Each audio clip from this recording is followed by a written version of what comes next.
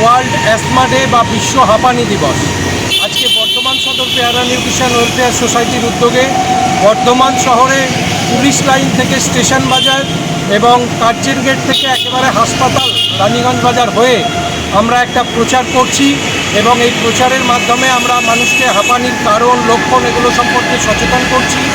এর সাথে সাথে আমরা দেখছি যে হাঁপানি নিয়ে মানুষের ধারণা কতটা, হাঁপানির কারণগুলো সম্পর্কে মানুষ কতটা ওয়াকিবহল, কোন লক্ষণ দেখে বুঝবে যে তারা হাঁপানি রোগে আক্রান্ত হয়েছে এবং মানুষের মধ্যে অ্যাকচুয়ালি সচেতনতা কতটা আছে হাঁপানি নিয়ে, সেই বিষয়গুলোকে আমরা আজকে এখান থেকে নিরীক্ষণ করে দেখতে চাইছি এবং এর ওপরে ভিত্তি করে আগামী দিনে আমরা প্ল্যান ঠিক করব কিভাবে মানুষের কাছে আরও বেশি সচেতনতামূলক বার্তা পৌঁছে দেওয়া যায়।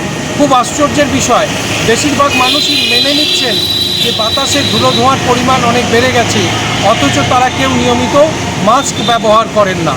এইটা একটা ভীষণ রকম অদ্ভুত প্রবণতা আমরা লক্ষ্য করছি শহরের বিভিন্ন প্রান্তে এবং মানুষের ক্ষেত্রে আমরা প্রশ্ন করে দেখতে চাইছি যে হাঁপানির ক্ষেত্রে তারা ওষুধ এবং ইনহেলারের মধ্যে কোনটা পছন্দ করবেন।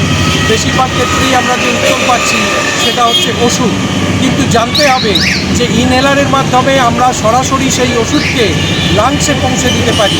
এতে ওষুধের কার্যকারিতা অনেক গুণ বেড়ে যায়, দ্রুত আরাম পাওয়া যায় এবং সারা বিশ্ব জুড়ে সেই যা ঘটেছে যে ইনহেলার দিয়ে আমরা হাঁপানির তাৎক্ষণিক চিকিৎসা এবং দীর্ঘস্থায়ী চিকিৎসা করতে পারি, সেই ইনহেলার সকলের কাছে সহজলভ্য হয়ে উঠুক, এটাই এবছরের থিম। এই বার্তা আমরা দিকে দিকে ছড়িয়ে দিতে চাইছি।